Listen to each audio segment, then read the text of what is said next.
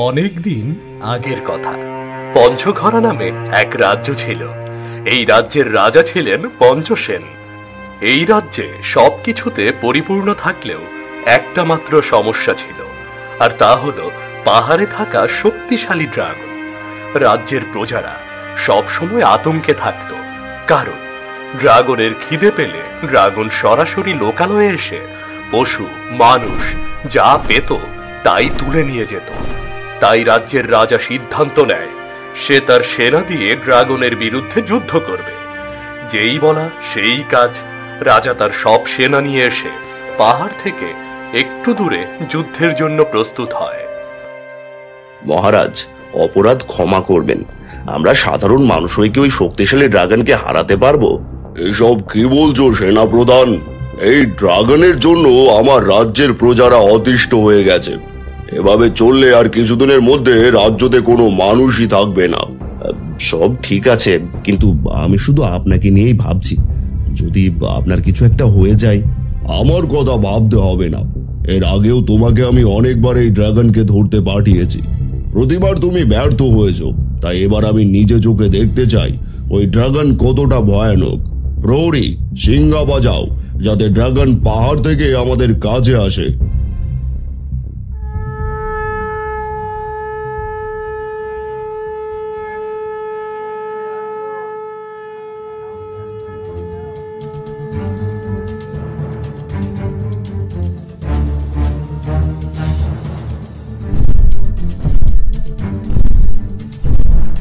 ওই তো ড্রাগন আসছে, সবাই প্রস্তুত হও।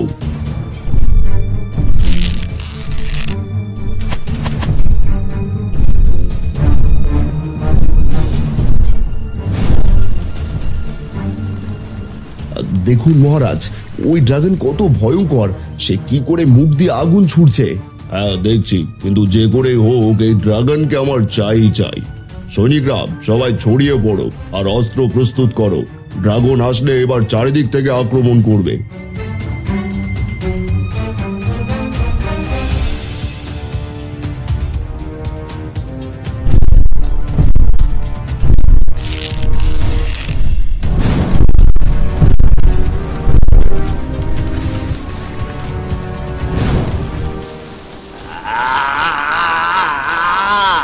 মহারাজ, আপনি তাড়াতাড়ি এখান থেকে চলুন। আমাদের অর্ধেক সেনারা ওই ড্রাগনের আগুনে পুড়ে মারা গেছে। এই ড্রাগনকে হারানোর মতো কোনো অস্ত্র আমাদের নেই। আমাদের কোনো অস্ত্রই এই ড্রাগনের শক্ত চামড়া ভেদ করতে পারছে না। আমরা এইভাবে আর কিছুক্ষণ থাকলে আমাদের কেউই বেঁচে ফিরতে পারবো না। ঠিক আছে চলো, কিন্তু এই ড্রাগনকে আমি মেরেই ছাড়বো। দ্রুত সেনাদের পিছু হটতে বলো। সেনারা পিছু হাঁটো।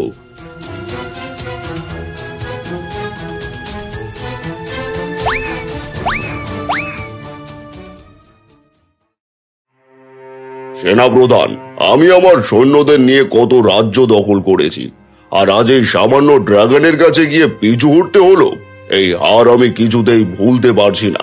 মহারাজ, ওই ড্রাগন তো কোনো সাধারণ ড্রাগন না, দেখলেন না ওর কাছে আমাদের সকল অস্ত্র অকেজো। তার মানে ওই ড্রাগনকে হারাতে হলে প্রথমে আমাদের বিশেষ হাতিয়ার তৈরি করতে হবে।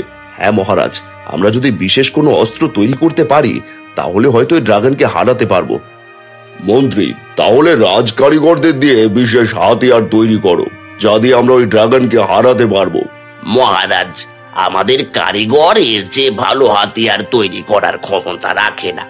তবে শুনেছি আমাদের রাজ্যের পূর্বাঞ্চলে এক কামার আছে যে বিশেষ বিশেষ হাতিয়ার তৈরি করতে পারে। বেশ, তাহলে তুমি আজই সেখানে যাও আর তাকে দিয়ে বিশেষ হাতিয়ার তৈরি করে নাও। কিন্তু মনে রেখো, ওই হাতিয়ার যদি কার্যকর না হয় তাহলে ওই কর্মকারকে কঠিন শাস্তি পেতে হবে। জি হুকুম মহারাজ, আমি এখনই গিয়ে সেই কামারের সঙ্গে কথা বলছি।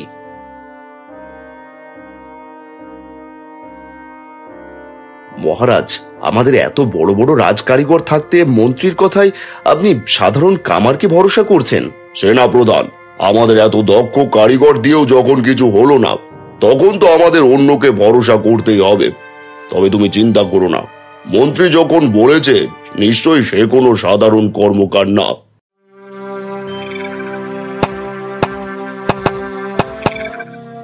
বাবা, আমরা এত কষ্ট করে লোহা পেটাই, তবুও তো আমাদের ভাগ্যের চাকা ঘোরে না।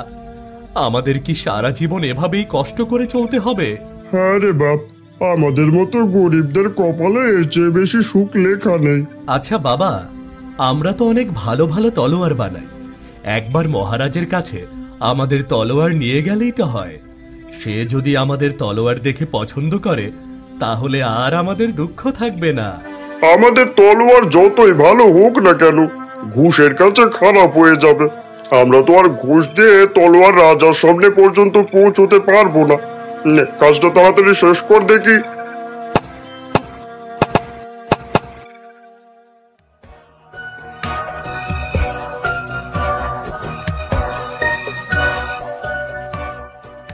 এ কি মন্ত্রী মশাই, আপনি আপনি গরিবের বাড়িতে? হ্যাঁ, বাঁচতে হলো। তা যদু কামার কি বাড়িতে আছে? হ্যাঁ হ্যাঁ, বাড়িতেই আছে। ওই তো ভিতরে কাজ করছে। কই গো, তাড়াতাড়ি বাইরে এসো, দেখো কে এসেছে। কি হলো, এসো।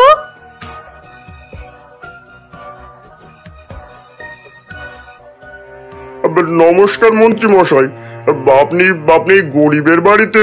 হ্যাঁ, এক বিশেষ কারণে তোমার কাছে এসেছি। শুনেছি তুমি নাকি বিশেষ বিশেষ হাতিয়ার তৈরি করতে পারো। তা তুমি কি একটা বিশেষ হাতিয়ার তৈরি করে দিতে পারবে? কি যে বলেন মন্ত্রী মশাই, আপনাদের এত ভালো ভালো কারিগর থাকতে আপনি আমার কাছে হাতিয়ার তৈরির জন্য এসেছেন? হ্যাঁ, তোমার কাছে এসেছি কারণ আমাদের কারিগর সেই রকম অস্ত্র তৈরি করতে পারেনি যা দিয়ে আমরা ওই ভয়ঙ্কর ড্রাগনকে ঘায়েল করতে পারবো। হ্যাঁ, আমি তেমন একটা অস্ত্র হাতিয়ার তৈরি করে দিতে পারবো যা দিয়ে একটা আস্ত পাথরকেও দ্বিখণ্ডিত করতে পারবেন। আবার চাইলে একটা চুলকেও চিরে 4 ভাগ করতে পারবেন। আশা করি তেমন অস্ত্র তৈরি করলে সহজে ওই ড্রাগনকে হারাতে পারবেন। তুমি যদি সত্যি এমন হাতিয়ার তৈরি করে দিতে পারো যা দিয়ে ওই ড্রাগনকে হারানো যাবে, তাহলে মহারাজ তোমাকে উপযুক্ত পুরস্কার দেবে। কিন্তু মনে রেখো, অস্ত্র যদি কার্যকর না হয় তাহলে মহারাজ রাগান্বিত হবেন। ঠিক আছে, আমাকে 7 দিন সময় দিন। আমি এমন হাতিয়ার তৈরি করব যা দিয়ে ওই ড্রাগনের ঘাড় থেকে মাথা আলাদা করতে পারবেন। বেশ, তাহলে তোমাকে 7 দিনের সময় দেওয়া হলো। এবার আমি চললাম।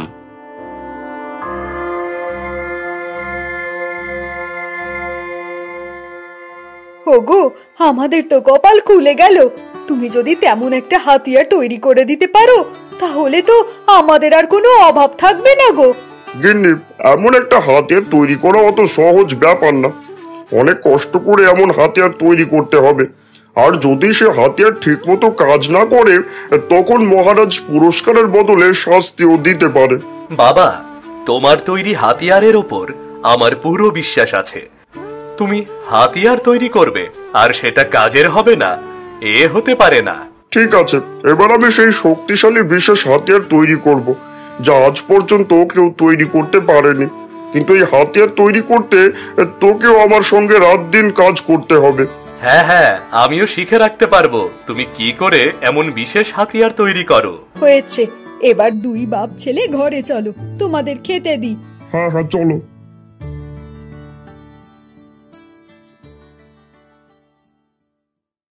এরপর যদু কামার ও তার ছেলে অরুণ মিলে সেই বিশেষ হাতিয়ার তৈরির কাজ শুরু করে। দিনরাত পরিশ্রম করে 7 দিনের মাথায় সেই বিশেষ হাতিয়ার প্রস্তুত করে ফেলে। এদিকে 7 দিন অতিবাহিত হওয়ার কারণে মন্ত্রী সেই হাতিয়ার নিতে যদু কামারের বাড়ির উদ্দেশ্যে রওনা হয়।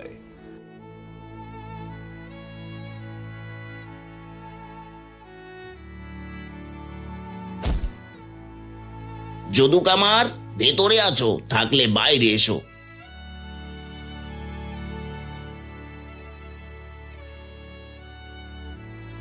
মন্ত্রী মশাই, আপনি এসেছেন?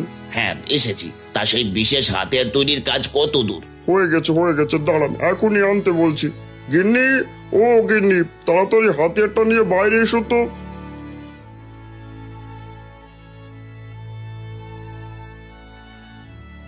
এই নাও তোমার পারিশ্রমিক। মন্ত্রী মশাই, আমরা তো মহারাজের কাছ অব্দি পৌঁছতে পারি না। আপনি একটু দয়া করে মহারাজকে বলবেন, আমার তৈরি হাতিয়ার দেখে যদি মহারাজের ভালো লাগে, তাহলে যেন মহারাজ আমাদের কিছু কাজ দেয়। তুমি কাজের কথা ভাবছো? তোমার হাতিয়ার যদি ঠিক মতো কাজ করে, তাহলে মহারাজ তোমাকে যে পুরস্কার দেবে তা দিয়ে সারা জীবন বসে খেতে পারবে। এবার আমি চললাম, এই চলো তোমরা।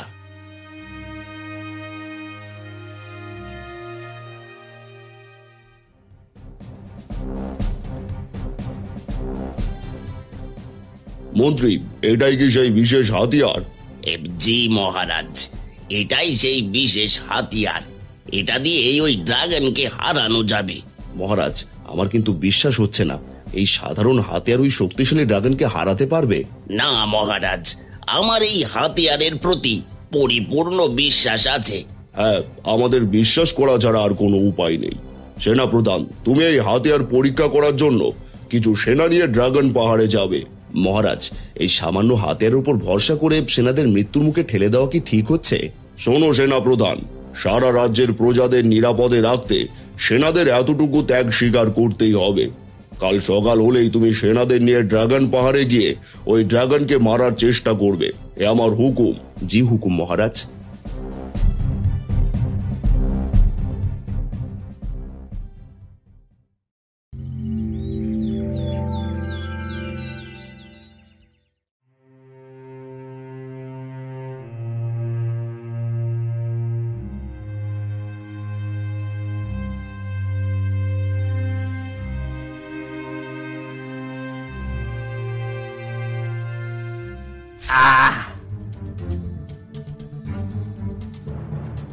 এ কি করছেন প্রধান? শোনো তোমরা, আমরা সবাই জানি ওই জায়গা কত ভয়ঙ্কর। মহারাজ এই সাধারণ হাতিয়ারের উপর ভরসা করে আমাদের ওখানে পাঠাচ্ছে, কিন্তু আমরা নিজের ইচ্ছায় প্রাণ দেব না।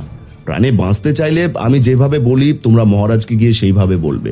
হ্যাঁ হ্যাঁ, আপনি ঠিকই বলেছেন। আমরা নিজের ইচ্ছায় আমাদের প্রাণ দেব না। আপনি বলুন আমাদেরকে মহারাজের কাছে গিয়ে কি বলতে হবে। বলবে আমরা অনেক চেষ্টা করেছি, কিন্তু এই হাতিয়ার কোনো কাজের না। এই হাতিয়ার ড্রাগনের শক্ত চামড়া ভেদ করতে পারেনি। ঠিক আছে, আমরা গিয়ে মহারাজকে তাই বলবো। ঠিক আছে, এবার সবাই ফিরে চলো।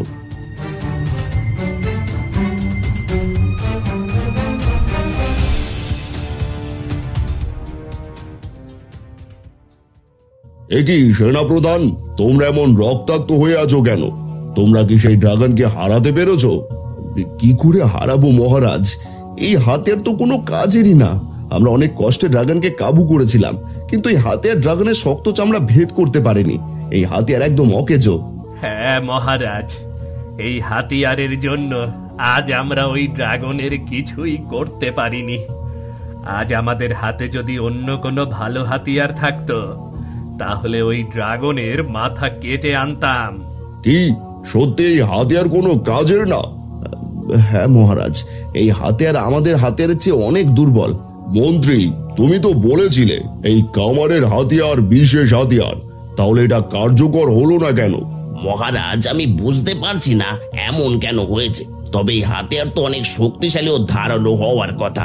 মন্ত্রী, তুমি ওই কামারকে ধরে আনার ব্যবস্থা করো। আমি জানতে চাই কেন সে এমন অকেজো হাতিয়ার দিয়ে আমাদের সেনাদের বিপদের মুখে ঠেলে দিয়েছে। জি হুকুম মহারাজ।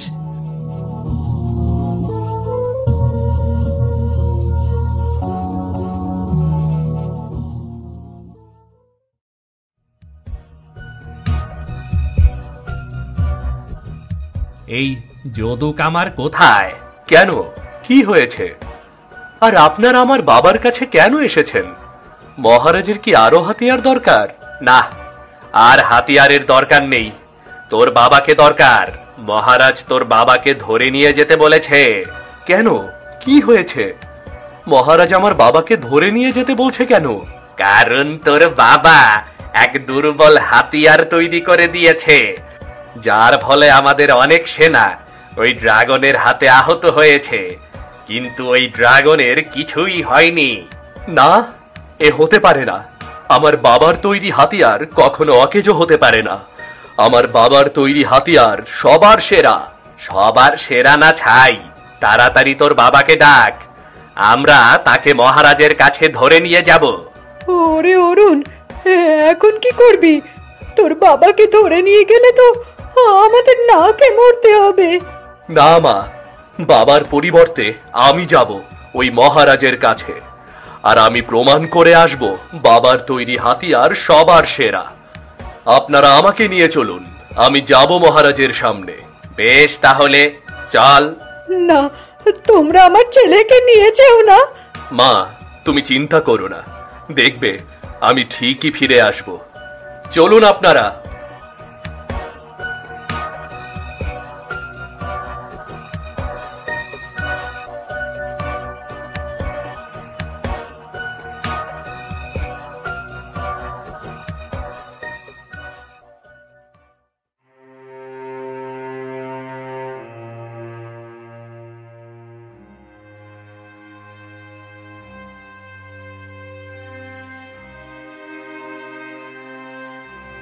মহারাজ, কামারকে পাইনি, ওর ছেলেকে ধরে নিয়ে এসেছি মহারাজ। শুনেছিলাম তোমার পিতা বিশেষ হাতিয়ার তৈরি করতে পারে, কিন্তু তোমার পিতা কি এমন হাতিয়ার তৈরি করেছে যার কারণে আমার সেনারা আহত হয়ে ফিরে এসেছে? সে হাতিয়ার কোনো কাজ করেনি। মহারাজ, অপরাধ ক্ষমা করবেন। আমার বাবার হাতে তৈরি হাতিয়ার কোনো সাধারণ হাতিয়ার নয়। আমার মনে হচ্ছে সেই হাতিয়ার এখনো পরীক্ষাই করা হয়নি। তার মানে তুমি কি বলতে চাইছো? আমার সেনারা এসে মিথ্যে কথা বলছে? তা নয় মহারাজ, তবে আমার বাবার হাতে তৈরি হাতিয়ার যে কতটা কাজের তা আমি প্রমাণ করে দেখাতে পারবো। বেশ, তুমি যদি তোমার পিতার হাতে তৈরি করা হাতিয়ার দিয়ে ওই ড্রাগনের মাথা কেটে আমার সামনে আনতে পারো, তাহলে আমি তোমাদের ক্ষমা করে দেব, নয়তো তোমার পিতাকে শাস্তি পেতেই হবে। ঠিক আছে মহারাজ, এই হাতিয়ার যে কতটা শক্তিশালী, কতটা ধারালো তা আমি প্রমাণ করেই ছাড়ব। দিন, এই হাতিয়ার আমাকে দিন।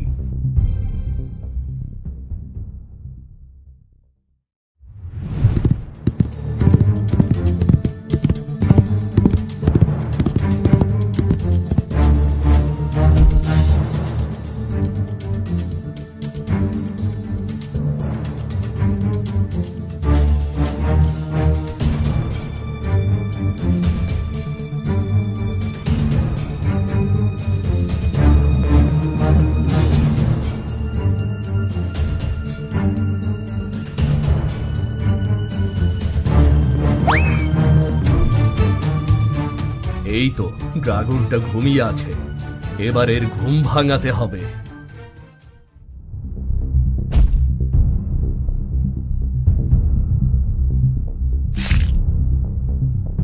আমি জানতাম আমার বাবার তৈরি হাতিয়ার কখনো অকেজো হতে পারে না।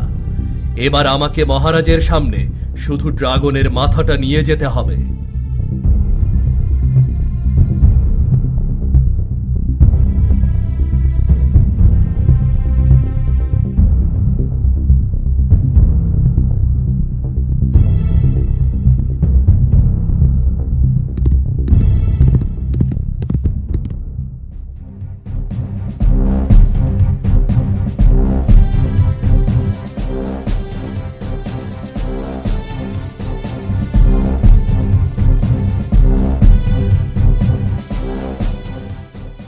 এই নিন মহারাজ, ড্রাগনের মাথা।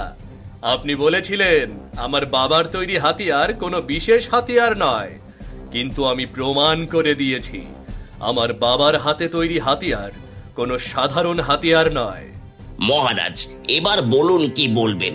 আপনার সব সেনারা মিলে যা করতে পারেনি, সেনা প্রধান যা করতে পারেনি, একটা সাধারণ ছেলে তার বাবার কাজকে সঠিক প্রমাণ করতে তা করে দেখালো। আমি কখনোই ভাবতে পারিনি এত কঠিন কাজ এই সাধারণ ছেলে একাই করে দেখাবে। মন্ত্রী, তুমি ঠিকই বলেছিলে, কিন্তু সেনা প্রধান, তুমি কি তাহলে আমাকে মিথ্যে বলেছিলে? মানে মহারাজ, আপনি আমায় ক্ষমা করে দিন। আমি আমার সেনাদের নিরাপদ রাখতে আপনাকে মিথ্যে বলেছিলাম।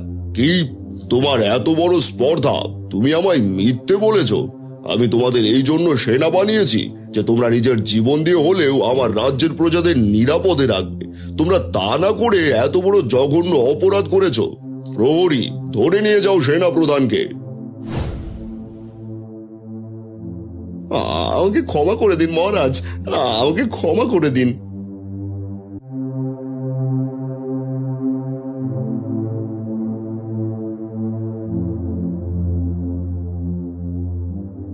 মহারাজ, ছেলেটা যা করেছে তা আপনার চিন্তার বাইরে। এবারও কি সেই কামার আর এই ছেলে পুরস্কার পাওয়ার যোগ্য নয়? হ্যাঁ, শুধু পুরস্কার পাবে না, আমি এই ছেলেকে আমার রাজ্যের সেনা প্রধান করব। আজ থেকে এই ছেলে হবে আমার রাজ্যের সেনা প্রধান। আর তুমি এদের এত অর্থ পুরস্কার দাও যাতে এর বাবা সারা জীবন পায়ের ওপর পা তুলে খেতে পারে। মহারাজের জয় হোক, মহারাজের জয় হোক। অবশেষে কামারের দুঃখ দূর হয়। তার ছেলে রাজ্যের সেনাপ্রধান হয়ে রাজার দেয়া বড় পুরস্কার নিয়ে তাদের সামনে উপস্থিত হয়। এটা দেখে তার মা বাবা অনেক খুশি হয়।